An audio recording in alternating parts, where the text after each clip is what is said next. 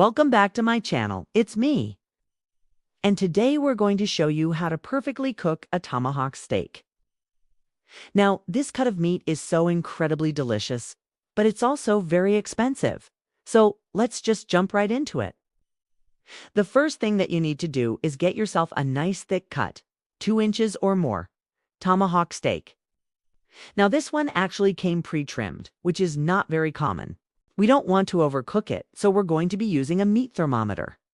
The internal temperature that we're shooting for is 130 to 135 degrees Fahrenheit. Most of the time, you're going to have to trim off these flaps here. This is going to help the steak sear and brown much better. Add your steak and then add 2 cups of water.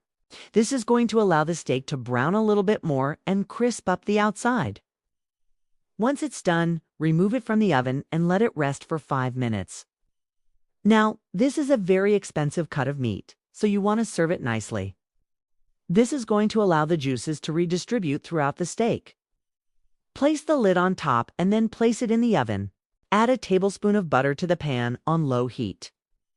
Once all the butter has melted, we're going to add 1/4 cup of beef broth.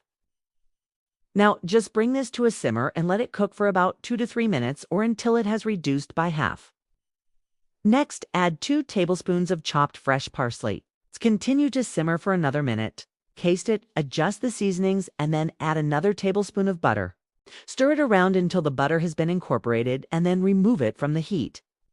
Now, we're going to let this cook for 1 hour and 15 minutes. This is going to keep the steak wall-to-wall medium rare. If you want it more rare, you could take it out earlier.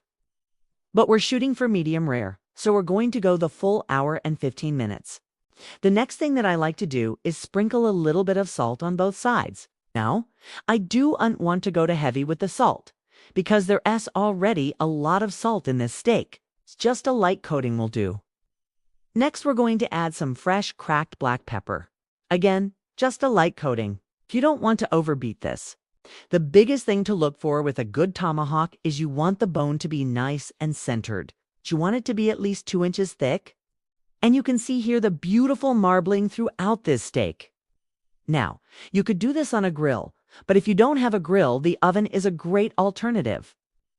The reason why we're recooking this in the oven is because it has such a thick cut of meat.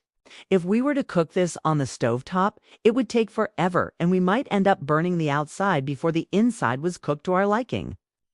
So, in the oven, it's going to cook more evenly and more consistently.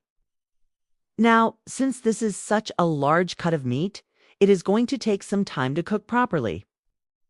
Now, the first thing that we're going to do is pat this dry with some paper towels. Next, add 4 garlic cloves that have been smashed and slightly chopped. We're also going to throw in some fresh rosemary and some fresh thyme. Now, you can use dried, but fresh is always going to be better. And last, we're going to add 2 tablespoons of olive oil. Get this nice and coated all over. Next, set your oven to 275 degrees Fahrenheit. Grab a large oven-safe skillet or a Dutch oven with a lid. After the hour and 15 minutes have passed, remove the lid and continue to roast for another 15 minutes. While the steak is resting, we're going to make a quick pan sauce. Now we're going to slice this thing up and then we're going to serve it with the sauce on top. And there you have it. That is how to perfectly cook a tomahawk steak. Thank you for watching.